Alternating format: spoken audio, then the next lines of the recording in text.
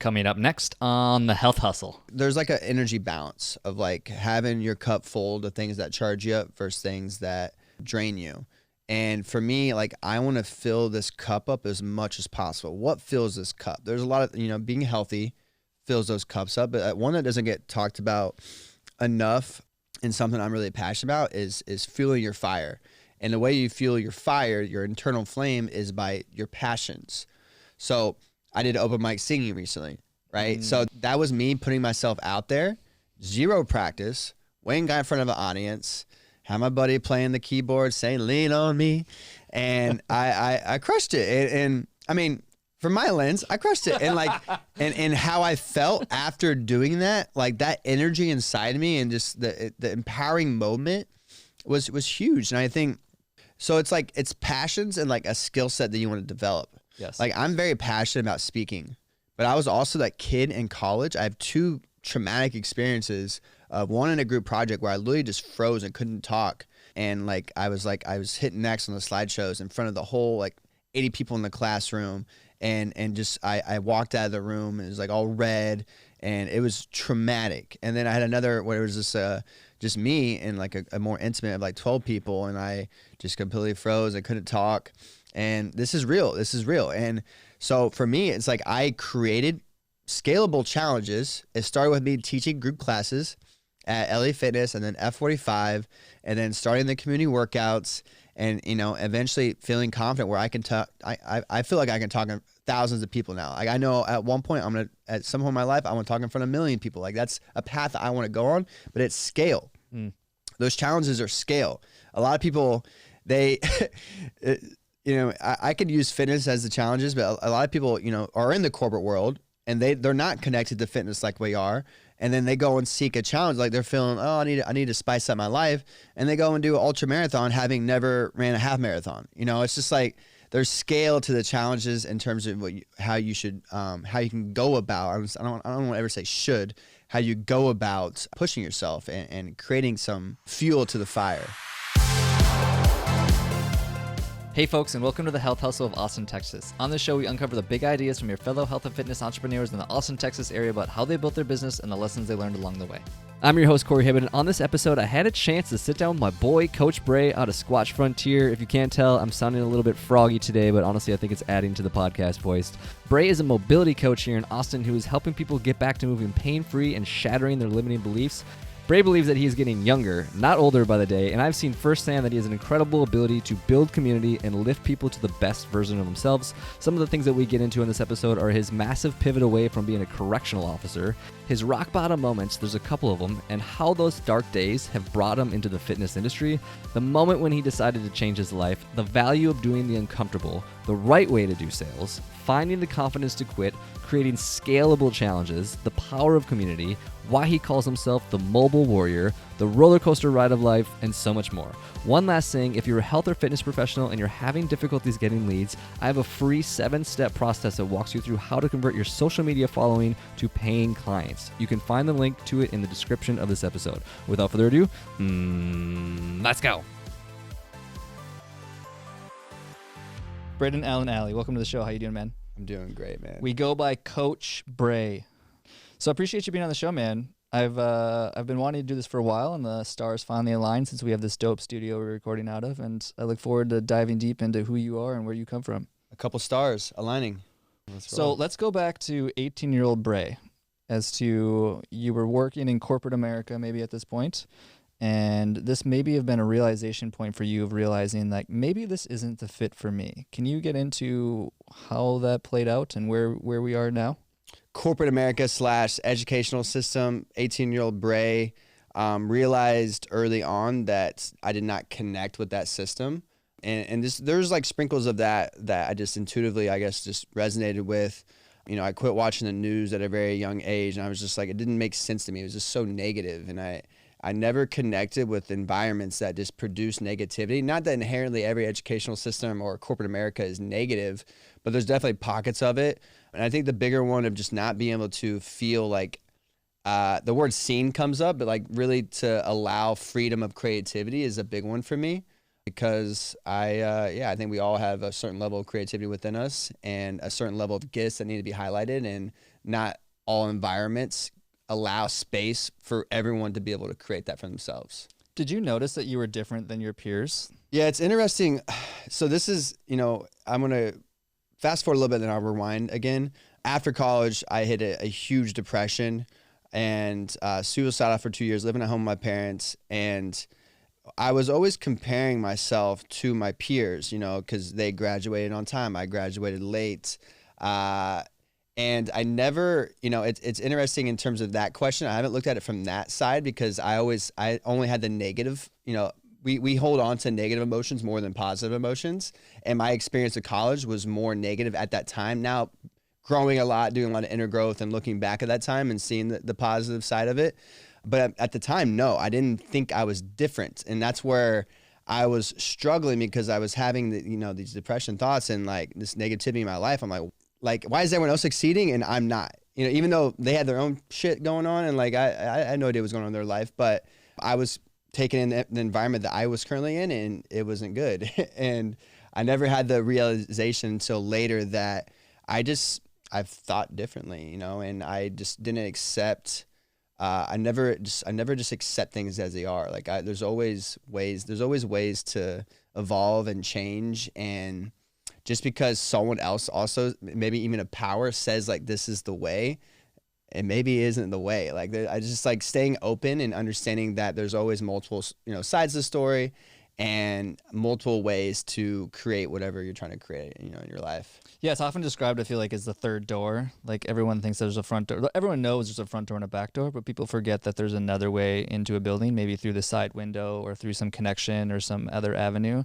I think a lot about that is I recently talked about how I barely graduated high school, like literally barely. And actually, my mom literally was telling me the other day, she signed me up for the easiest classes possible just to make sure that I would pass high school and get through it.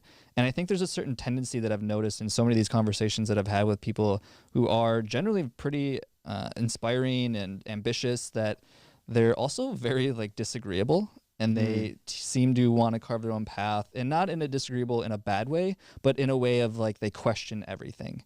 And I find that to be true of so many of the people that I talk to. Do you seem to fall into that camp as well? 1,000%.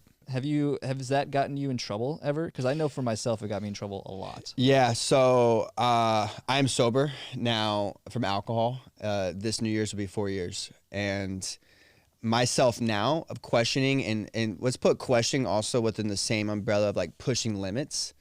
I love that about myself. I freaking love it. But you add alcohol into that mix in my younger version self, then trouble was made. Lots of trouble was made. Like I've been in jail multiple times. I got a DWI, which gave me I guess the courage and the perspective and the rock bottom to be sober. So I'm thankful for that gift. I just think, and this isn't a hate on alcohol train. I'm just saying, like, for me, it's invited more of those boundaries pushing without like clarity of how far I'm pushing. Do you mind sharing like what you maybe learned from that experience of hitting rock bottom? Because I can definitely really relate to that a lot. I think a lot of people I also talk to seem to almost have to have that rock bottom moment to realize how low can get, so that when they are on the other side of it, that they just never want to go back. I've heard you talk about that before on other shows as well. Yeah, I mean, I've hit a couple different rock bottoms. I'll dive into the first one because that was the more impactful one. This was at 23 and still had 1 semester left of college. Was living at home with my parents, working in a prison as a correctional officer. My path, was going to be a cop, going to be the FBI. I was a criminal justice major, psych major. And rock bottom, like I agree with that statement. First off, like I think you need perspective of like where you don't want to be. And for me at that time, and like I've talked about this a lot and I have learned a lot, I've realized as human beings, there's always going to be ups and downs because we have feelings. We have constantly feelings going through us that create certain emotions that are attached to a certain experience. And the cool thing, what I learned, I think the most impactful one is like we have the power to dissect those feelings and choose what we give power to. So like in a place where there's just darkness and it's hard to find the light, if you continue to focus and give power to that darkness, you're never going to find the light. So I think I have embodied that so much that it's very hard for anyone or anything or any experience to create darkness in my life, because I've always rationalized it as it's a blessing or a lesson. Like I have to think that way. Like there's not an alternative to that thought process, because the opposite of that is how I thought when I was depressed, and I didn't like that. That wasn't very fun. So I think it really embodying, we talk about people talk about belief systems, and really understanding those belief systems. There's some that serve us, some that don't serve us, some that we're not even aware that we're even running on. And I think what that process gave me was an opportunity to really understand beliefs of what it means to be a human. We all deal with struggle. We all deal with different pain points. And I think a lot of times we feel so alone when we're in that tunnel, that dark hole at rock bottom. And the reality is, like, every single human being most likely has experienced that at some level. There's no comparing rock bottoms here, but it is understanding that we're all the same, and we're all also the same in terms of how we can adapt and evolve and learn from those experiences, or take those experiences like my DWI as a freaking blessing. Like, I'm so thankful for that. No matter not the trauma, but the struggle it created for me at that time. So this is the second rock bottom, and this is after my first year living in Austin. And it created a lot of struggle, immediately after that. I didn't have a car. I couldn't afford to get another car at the time. I was already financially, like, really pushing it, because I just didn't have a lot when I first moved here. I had to get out of Indiana and start fresh here. But strength is in the struggle. So, like, all that just allowed me to now stand tall and be proud of, who I am today. So super thankful for all those. I'd be curious as to how closely our stories align in the sense of where fitness maybe showed up in your life and all this. Because obviously a lot of people listening to the show are into health and fitness and wellness. And because, like, even my own personal story is fitness showed up for me as similar as a very rock bottom suicidal moment when I was 17, and my mom started inviting me to the YMCA. And that was the seed that was planted in me of, like, oh, this whole, like, exercising and moving my body helped me feel better and pulled me out of depression. And now I associate those things in my mind and in my body. I'd be curious as to where did fitness show up for you? Yeah, same. Rock bottom back in Indiana. I was a wrestler growing up, a coach's son. And I highlight being a coach's son because if you are a coach's son out there, you understand, like, at a young age, you're starting that sport. Like, it's just, like, ingrained in me. And I love wrestling. I'm super thankful for wrestling. But I never really liked working out. That was never, like, I love conditioning and practicing for that specific sport. But actually, like, in the weight room was never my thing. And then the trauma also with wrestling of just not good education around cutting weight. And like, I definitely, now fasting forward, I definitely developed an eating disorder at some level. Fast forward to college, and I was like, I'm done. Like, I could have wrestled at IU if I wanted to, but I was like, I'm done with the sport. We're going to party. We're going to eat everything. Developed a lot of skinny fat. Hormones probably weren't great at a young age.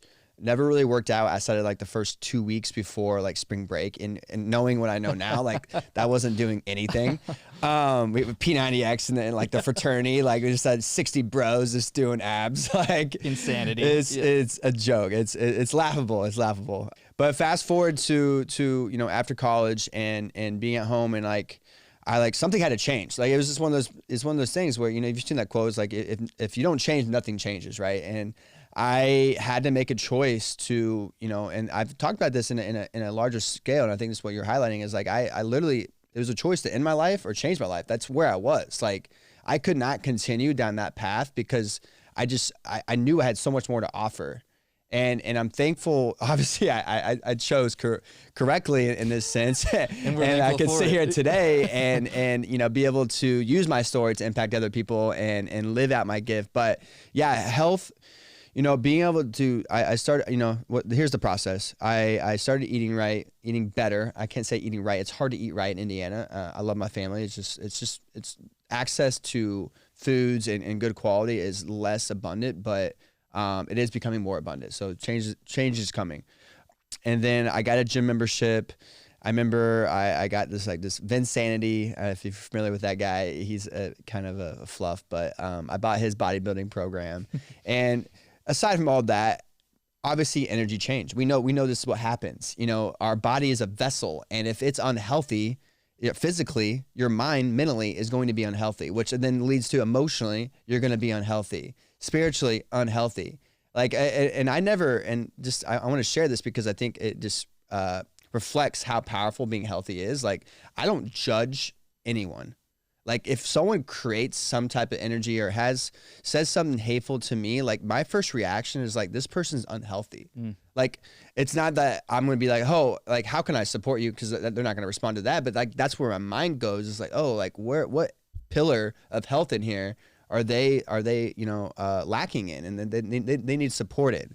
So that's so distilled into me because I went down this path of being healthier, and I create these belief systems that I sent to you. Is like, I'm getting younger every day. Like, I don't play this I'm getting old game. Like, that doesn't make any sense to me. Like, yes, I understand biologically your body is deteriorating over time, but the power of your mind and like what you choose to believe, it has so much more power than the actual biological age. But to rewind back real quick, it started, and then once I started feeling good and my energy started changing, I was like, wait, this is working for me. It should work for everyone, right? This is how it works. And then bam, got my training certification and started down this path that I'm at now, where I'm at today. Yeah, it's really hard to be a good, kind human when you don't feel good. Yep. I think a lot about that. My dad is currently just struggling with a lot of health hurt people. 100%, man. Physically and mentally and emotionally, right? Is my dad's dealing with a lot of health issues right now. And so when he gets angry, which becomes very easy for him now, it's because he just doesn't feel great, I'm sure. And that shows up in just being an angry person, right? And not anything against him. I love my father to death. He's my favorite person on the planet. But I just recognize now is like, if you're not healthy, it's hard to be a kind, genuine, helpful person. Well, even just to give perspective, like, ask anyone who's listening, even if you are healthy and maybe you're just like tired, you didn't get a good night of sleep, and you're just not on you're not running on the juice that you usually have. It's very hard to be a nice person and be like, give a smile and pass out hugs. It's very challenging to do that.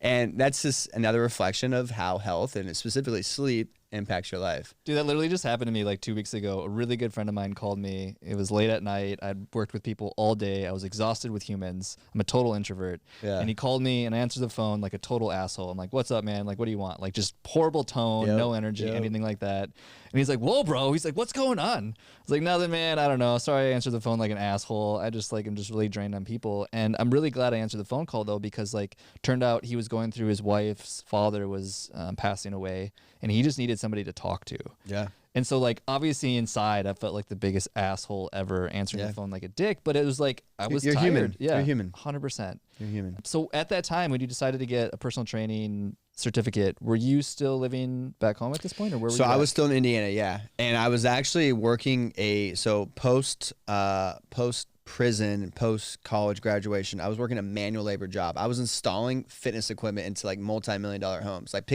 I was tiny then too, picking up like 1,000-pound treadmills and like going down in basements, like me and this other guy. It sucked. It was so bad. Did that for 2 years. So this is 5 years ago, man. It seems like 20 because just the level of growth and the path I've been on. But like, it just shows you how fast you can change once you have many different things in order. So I've moved one treadmill in my life. Dude. Those are the most impossible, heavy. They're awkward too. Obnoxious things to move. I don't even know what you move, but there's different levels of like what's more industrial size versus like at home size. And a lot of these multi-million-dollar homes are doing like the big boys. Not fun. So when did you make the transition from moving treadmills to actually being a trainer? Yeah. So this was, it'll be five. I moved here on New Year's Eve, so it's easy for me to always remember that. It'll be 5 years this coming up. And New Year's. So you came here and started being a trainer here in Austin. Yep. I had no job. I started at this gym part-time in Indiana, but it was very low level. It was more like front desk. And then I moved here, didn't have a job yet, just had some interviews lined up. And then, started out at LA Fitness here? LA Fitness here. And I originally was going to be a trainer. And then the fitness director convinced me to do fitness sales, which is essentially you're not selling the memberships, you're selling training packages.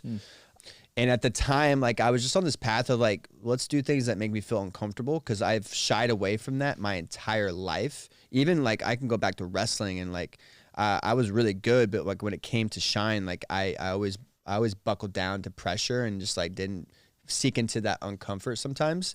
And that's when me moving here, that was like the first step in like really changing my environment And then now it's just like, oh, I need to just small challenges, scale. Like people think they need to go all in 1,000%. And that's usually what deters them from either starting or being consistent. So I was just like, all right, this sales job, let's do this. Like what's the worst that's going to happen? It was even a better financial decision anyways than being a trainer. And then I, within 6 months got promoted to assistant fitness director and then got promoted to fitness director. And I was a fitness director. It's a very volatile position though. Like I got moved to assistant to fitness multiple times because it's chaos. I'd love to pull on that sales thread real quick. Yeah. I think that could be helpful for a lot of people. What did you learn doing sales, doing personal training sales? And the reason I ask this is like one thing I wish I would have done younger, or even like beginning a career, entrepreneurship, or anything you want to think about, is like having some sort of sales position of just like feeling what that's like to be rejected a lot of times and to just have uncomfortable 100%. Conversations. What did you learn, or what could you maybe teach? Yeah, I love this question. I want to highlight the fact that like upper management did not like me, and they didn't like me because I was a good person. So corporate fitness is a very toxic place, and this is my relationship to overall corporate, America. And I understand not every business is run this way. I'm still open to receiving people as they are, but like my experience was not good. And I've met all the big fishes, and they had different like sales training, but I was still successful. I was still at one point, like I was like top 10 in America and like in sales, like I was crushing it. And a few different things I took away. One of the most important books people can read in terms of just relationships and understanding people and also sales is How to Win Friends and Influence People. I always resonated with that, and even as reading it, I'm like, oh, I do some of these things already. Like I always remember people's names.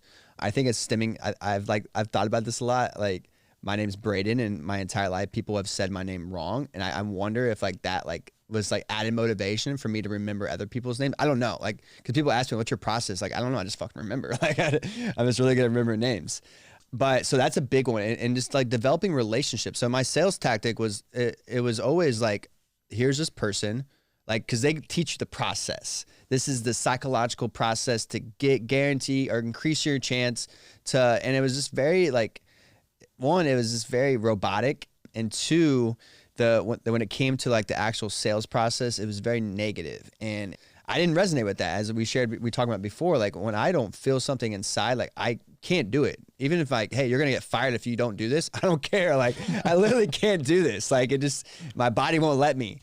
And I'm happy that I'm that way. And, yeah, so like, I think the biggest things is just care, like really care. Like I care about this person in front of you and like want to understand, be curious. Like those are all like, it's just relationships. That's the end of the day. Sales is relationships. And the ones that like stick with you the longest are like, you're really like my one-on-one clients that I'm sure we'll get to at some level. Those are my homies, man. They love me.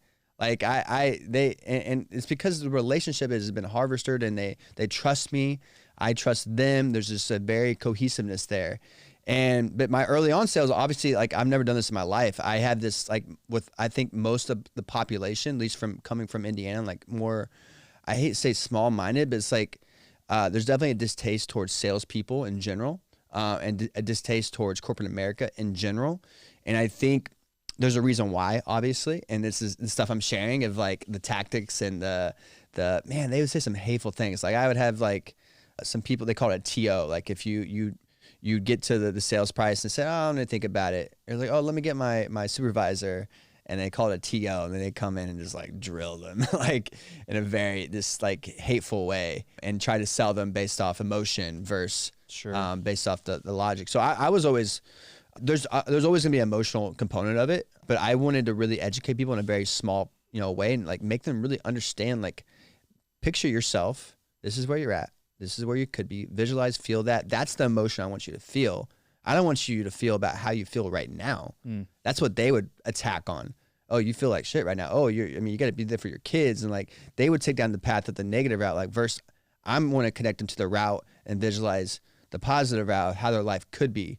Yeah, the analogy you often use is like dating, right? Like you wouldn't be some aggressive, attacky person. If you did, they probably wouldn't date you again. Yeah. And I can resonate with the name thing though, and I think that's 100% true because like for me, it's not so much of remembering my name, but messing up the spelling of my name.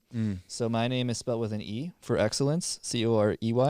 And so when I get an email, For excellence. that's right. Hear that, people? So, so when I get an email or something that my name is spelled wrong, or even like a message on some sort of social media platform, nothing triggers me more. Yeah. Because first of all, it's in my email name. So like, I don't know how you missed that. So you know what's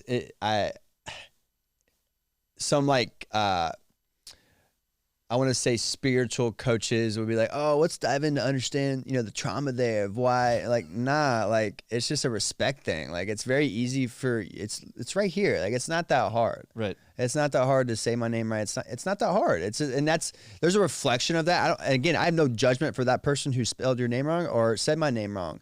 They're just in a different headspace, or they're just not my people. Like, it's just all it is. Yeah. Yeah, no, I totally agree, man. I just wanted to bring that up quick because like I can definitely resonate with the challenge of that. Yeah. But that's really good advice. I think a lot of people can take away a lot of good information from what you said about just like understanding that sales is really just about the relationship and caring about the person in front of you. Be curious. I was told from a mentor that SAIL stands for service, ask, listen, and empathize. Yep. And I was like, that makes a lot more sense to me than the tactic that I feel like a lot of people want to talk about. Not that systems and tactics and processes aren't great, because obviously that makes you more efficient, but just really caring is obviously. And seeking to understand. Totally. I mean, these are all just like, again, relational, like if you're going to a community event and if you like, there's the golden rule, which is treat people how you want to be treated. And then, which I don't really resonate with that as much as the platinum rule, which is treat people how they want to be treated. So that takes you out of like, oh, this is how I want to be seen. And like you just go direct. And now you're seeking to understand them, be more curious about them, more caring about them. And it's harmonious in the fact that it's going to be karma comes back. It always comes back. I choose to believe that. And if you put that energy out in the world, it's going to come back to you in some way. It may not be from that specific person, maybe from the next person you meet or the next person. It comes back around. My favorite qualities in humans are curiosity and resourcefulness. By far. I've found that every entrepreneur that I've talked to has a combination of both of those at a very, very high level. I would add adaptation. Totally. Yeah. Yeah. I think that even falls into resourcefulness, figuring it out, right? Being able to be curious enough about something to care, and then also being resourceful enough to figure out how to deal with it or overcome it. Those are my favorite qualities in humans. So, okay, corporate world, you were doing the grind, you were moving up and down the ladder, and eventually you broke free. Tell me more. Let me go. Yeah, again, environment is huge for me, but I think everyone deserves to be in an environment where, as we highlighted earlier, just feeling that you can be creatively yourself and express yourself. Yeah, I told myself 2 years going in, and it's actually funny. I got fired, but in the system it says I quit because like I said I was quitting at the end of the month, and then like the head up like learned that I was leaving. He's like, oh, I'm just gonna fire you. And then like my direct supervisor was like, we're not gonna do that. Like we'll just put that you. It's just like it's just weird energy. I'm just like it's funny though. Yeah, I quit. It's funny because it was 2 months before COVID. And that was always the plan, it really was. I needed to get my feet wet. I needed to develop some confidence, especially confidence, because at that point in my life, I have done nothing. And I realize I'm at this point, I'm 25, I'm still young, but like at that point in my life, like I literally have done nothing. Like my job was a manual labor job. I worked in a prison for 6 months. And then I decided I'm gonna get into the health and wellness space. And I knew this was my dream. I knew this is what I needed to do, but I just intuitively knew I needed to start somewhere. I needed to get something going. And that especially doing the sales job and like chasing that uncomfort, that allowed me time to be in that space and also just develop a lot of good habits and routines around health and wellness, and also continue my learning around health and wellness, that I felt confident, ready to branch out and start my own thing. Which, fast forward to 2 years where I'm at now, like the level of growth after leaving that place, so there's like the level of growth of like leaving Indiana and coming here, and then there's a level of growth of like leaving LA Fitness and doing my own thing. Actually, caveat. So I did my own thing, and then COVID hit, and I couldn't get any more clients. I took some clients from LA Fitness, and I was working that way, and so I got 2 part-time jobs. So I was doing, there's like there's terminologies for all this. You have your corporate job, you start your side hustle grows up, or it gets to where it can support you financially. Then you quit the corporate job, and then you start. So I just quit the corporate job, and I had nothing. I was like, oh, I'm just gonna put myself out there and miss the action. Let's figure it out, baby. Burn the ships. And obviously obviously didn't work. I decided to get 2 part-time jobs. So I was working at F45 Stretch Lab. Ended up quitting Stretch Lab in like 6 months. I mean, most of them were shut down during COVID anyways. And it's kind of a blessing. It all happened at that time because I was able to collect unemployment because I got fired from LA Fitness.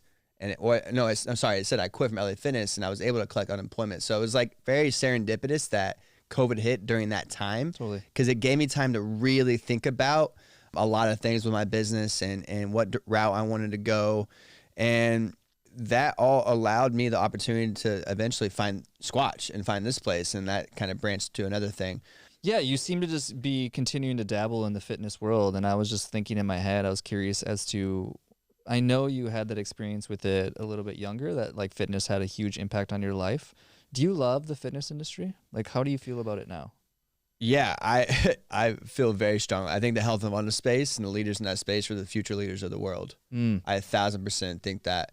I mean, the entrepreneurial fitness space, right? The unboxed in fitness space, not the corporate wellness that want to put this image of health when it doesn't represent health at all. But on the other side, where I'm at, in the lane I'm in, the people I'm around, 100%, we're changing the world. Like I know that because supreme confidence.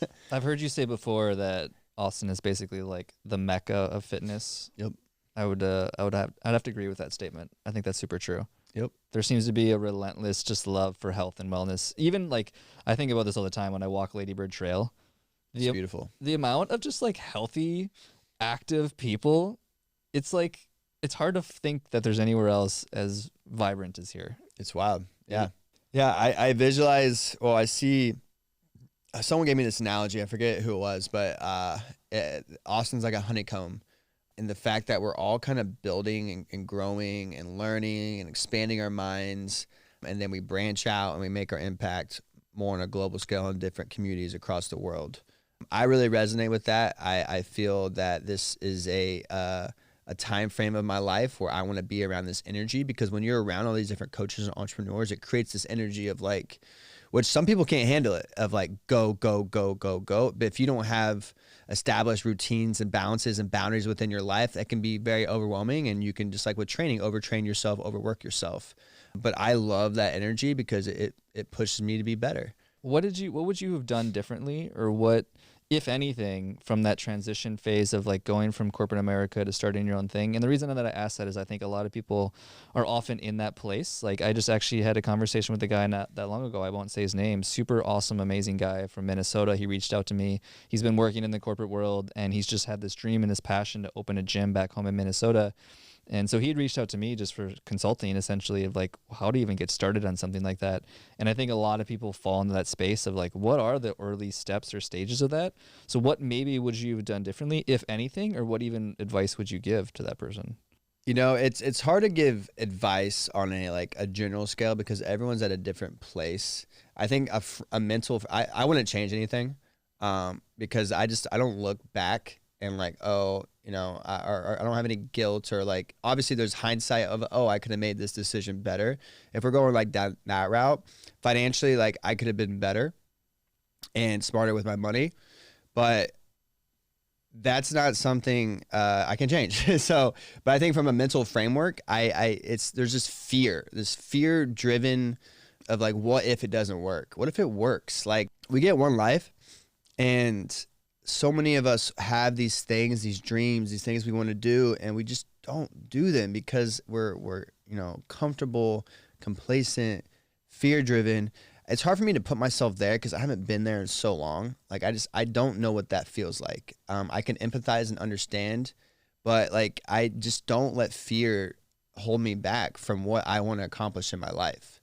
When things start going really well in my life now, I almost feel like, okay, I'm almost like hoping something, I shouldn't say bad, but something challenging shows up, because I know what's on the other side of that now. Like, I've had enough of those moments now in my life where, like, when I got my motorcycle stolen, or like when I had a really horrible breakup, or like whatever, all getting fired from a job, like all things that have totally happened in my life, that I've always been able to look back now on and been like, man, I'm really glad that happened. And I'm really glad of all the lessons I learned from it and who I am as a person now. And so now, when like for like the last month now, like things have been going great, generally speaking.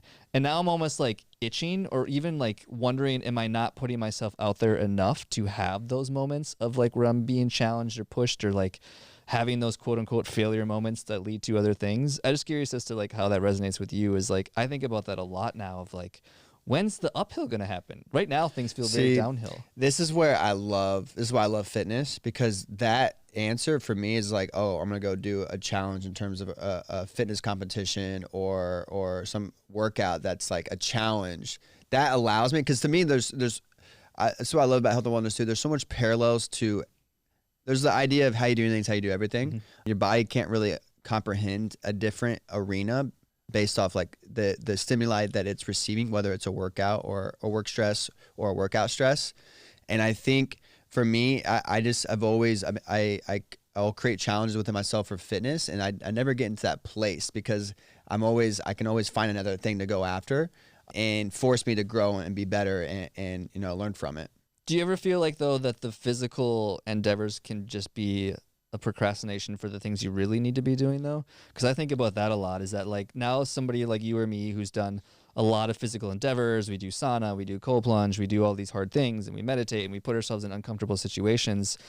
Sometimes now I think that the physical stuff becomes almost now a comfort zone of like, I've done so many physical things that are hard that they're actually, it's very comfortable for me to continue to do those, versus me going up to 20 random chicks on the walk and trying to introduce myself and feeling the pain of like getting rejected is something new. Yep. I have a better answer.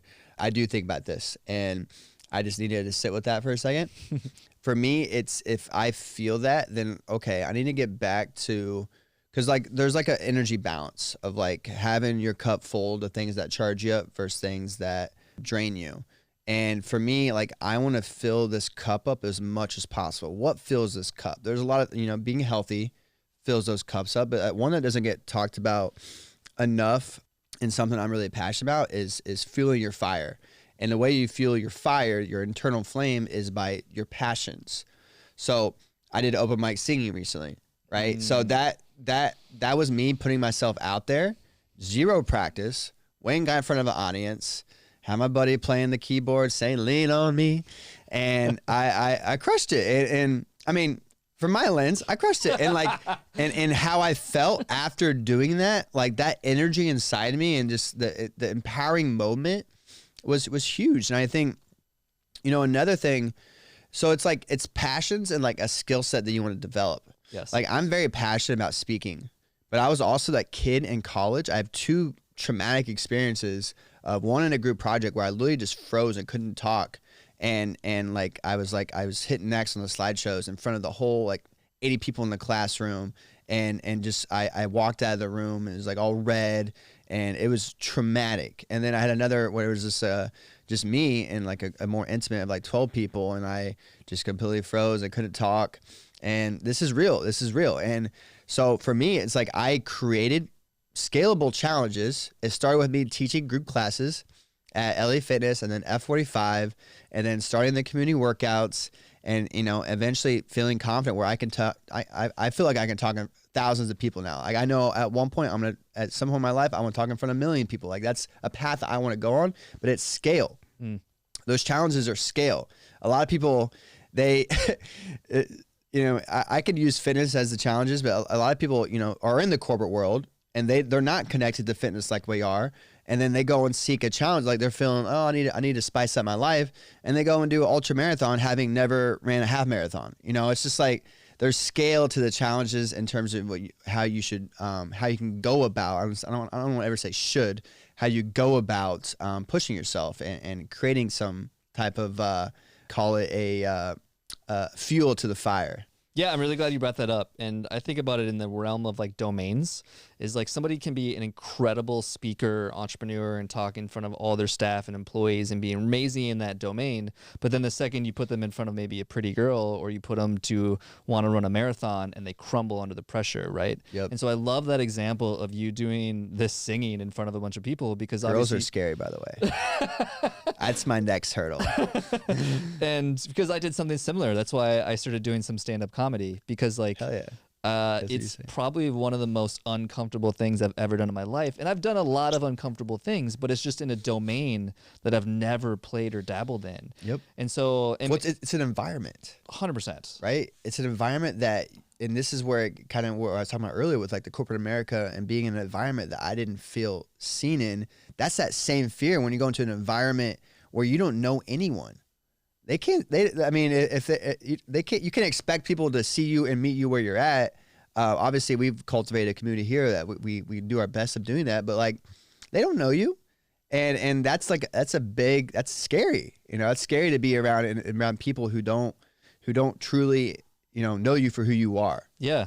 I like that idea of environment because you're right. Because if you or I stepped into a gym, we generally speaking, for most gyms, could like figure out what to do. We probably look pretty fit. People are like, yeah, you know what you're doing here. We know the gym norms. Versus you put yourself into maybe like a bar situation or a club situation, and I'd be like the most awkward, uncomfortable human on the planet. So yeah, so something that I've been passionate about working on since my word for 2021 was unfuckable. And I see that as, and it's really, I doubled down on that. I mean, I had a different word for last year, but I have continued to challenge myself and put myself in different environments and never hesitate to showcase who I am in that environment. Like I'm still going to be me. Like, and that's a huge challenge for a lot of people, including myself still. I'm not like a master at it, but I don't want to ever feel small. Like that is just, and that's where it gets back to the corporate America, all these different things. Like I don't want to feel small. I want to feel open, expansive, big, and feel me any environment that I go in. And that is a skill. That is hard. But your body needs evidence. There's an element of like belief, like I believe that I can do this. I believe that I can do this, that you need that.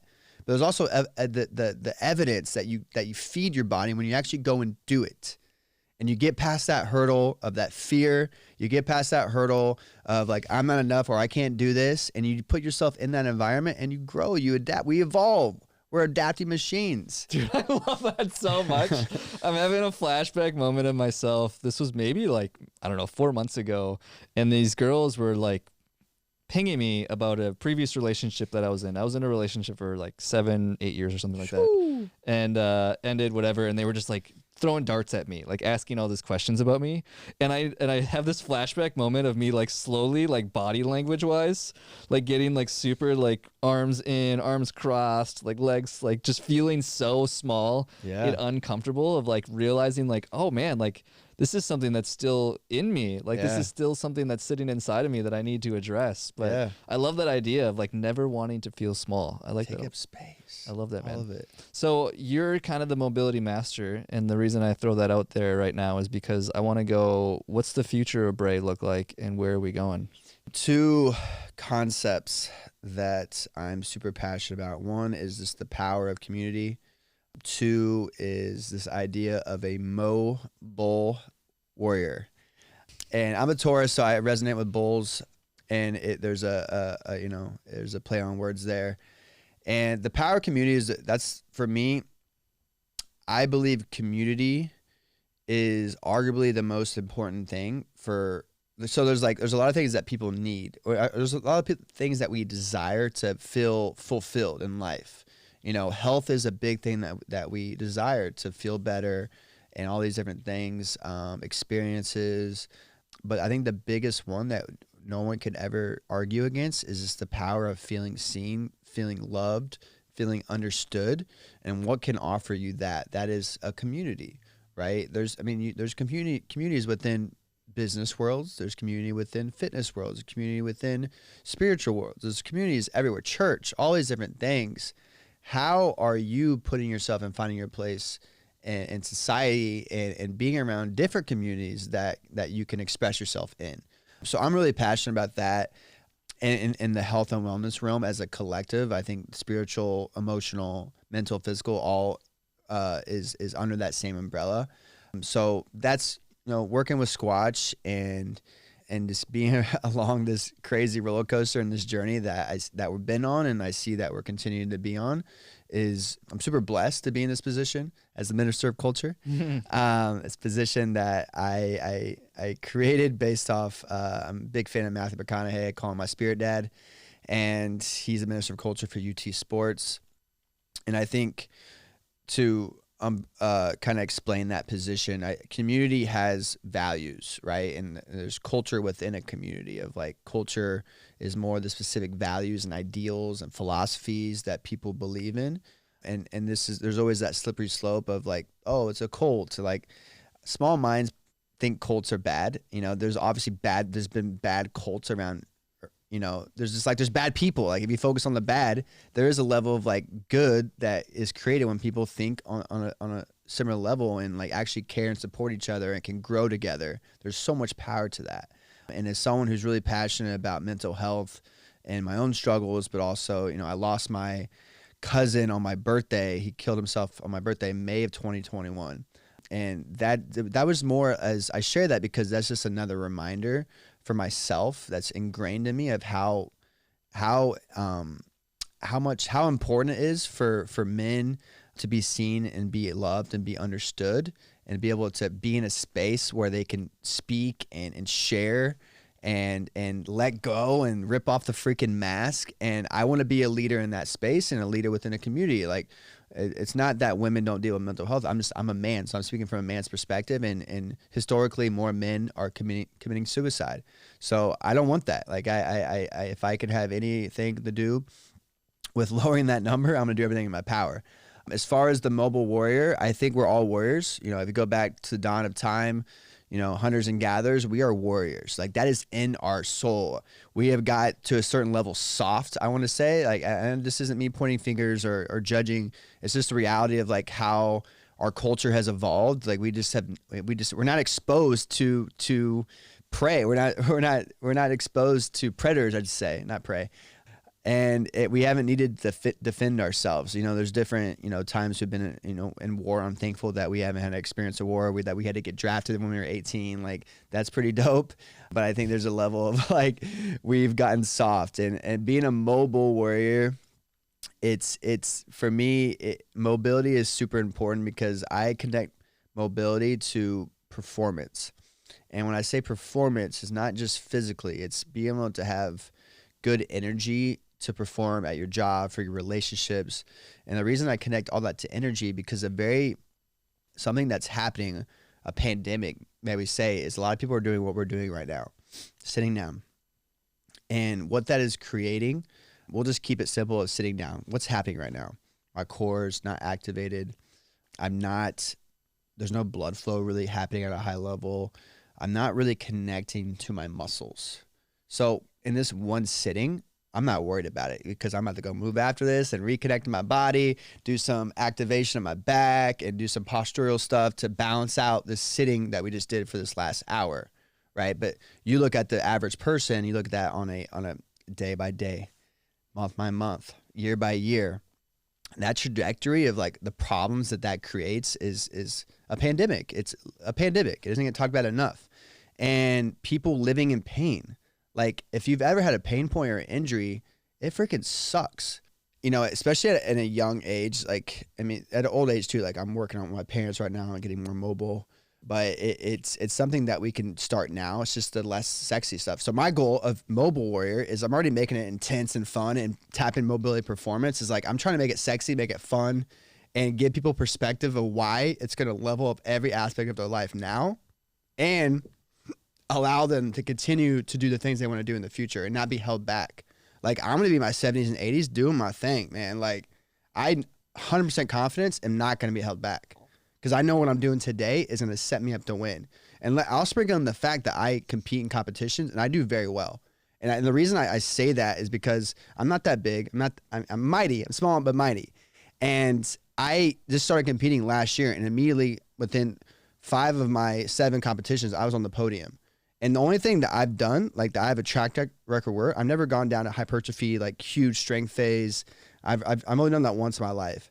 I've never like was resonated with like lifting super, super heavy weights. But what I've always done since early in my fitness career is mobility. And I can parallel the mobility as a more of a balance of energy too and stress management. It's also what I work on with my clients and with myself. Energy balance, and mobility just allows me to get more in tune, more inward, more connected, more expansive versus outward energy of like taking an intense group class or lifting super hard. And it's just less intentional. Not that those don't serve purpose. Like I talk about intensity as a metric that you want to try to do as little as possible because your body doesn't need much to adapt. And most people overdo it, and especially people who are consistent and consistently don't see results, they're generally overdoing it, overdoing intensity. And it's such a funny thing. I want to go down this real quick. It's a funny thing when I take in, because Yash, for example, he calls me a visionary in the space. Like I'm not the only one thinking like me, but there's very few. And I know the way I'm thinking and it's going to evolve kind of the fitness space. And I'm already seeing it happen. Like more people are being drawn to mobility. You can put yoga into that umbrella, like but it's just, if you have certain mobility needs that need met, yoga is not going to particularly allow you to target those specific needs. It is good, and especially if you're doing more restorative yoga. But a lot of the yoga industry is also going to the extreme too, because that's what people are drawn to. It's you can see it across the board, and I can parallel that with corporate America. It's just very intense energy, and it's just like, we don't need that, y'all. Like, let's take a breath and do some mobility. Community and mobility. I love it, man. You're super passionate about that stuff, and I love that a lot. I'm glad you shared all that. I have a round of rapid fire questions for you. Let's go. First thing that comes to mind. Are you ready? Yeah, let's go. Best business advice. No one's going to know your business better than you. Best marketing advice. Be clear, not clever. That's one of my favorites. Favorite part about entrepreneurship. Freedom. When are you the most productive? When I'm tapped into my flow. So when in the mid mornings. Who is your inspiration? Myself. Love that. Tell me one secret about you or something just most people don't know about you. I raced dirt bikes growing up for like 10 years. I think that's a cool one. That's dope. What's your favorite app or resource right now? Notion. Everyone use Notion. I use that as well. What would you change about yourself? Nothing. When were you the happiest? Today. I'm loving these answers right now. What's your favorite part about Austin and you can't say the people? I would say Squash Frontier Fitness. All right, that's fair. Community. I like that. So I have one more question. But before I ask that question, I just want to acknowledge you, man, for showing up here today and showing your true authentic self and having such a heart of service for just community and connection and health and fitness and genuinely wanting to actually help people, even from your days as a sales guy to being a trainer to what you do now and everything you're building with community here in Austin and all the people that just love and support you and just really, really caring about what you do. I just want to acknowledge that. Appreciate that, brother. Yeah, man. Before I ask my last question, though, where can people find you? What's your plug?